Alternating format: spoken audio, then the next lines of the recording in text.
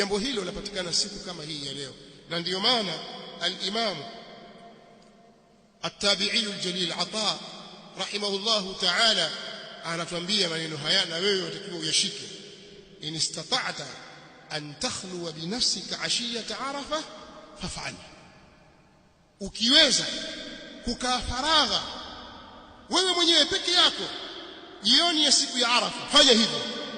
Ukiwa una uwezo wa kupata faragha wewe mwenyewe peke yako jioni ya siku ya Arafa, fanya hivyo. Na jioni ya siku ya Arafa min al-ashiya inaanza min al-asr ila al-maghrib, kipindi hiki ambacho watu wengi wanaingia katika lahu na mambo ya kipuuzi.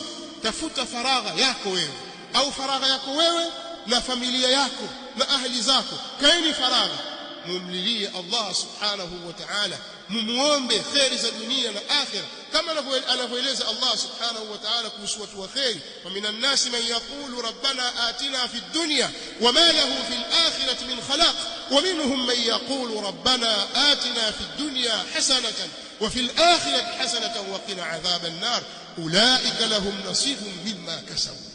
Allah subhanahu wa ta'ala anaelezea aina za watu walivyo. Kwa hiyo siku kama ya leo ukiweza kupata fursa ya kuwa faragha wewe ya kumlilia Allah na kumuomba msamaha, hasa katika ashia ya siku ya Arafa, jioni ya siku ya Arafa, itumie fursa hiyo, usiipoteze. Nasallallahu at-tawfiq was-sadad.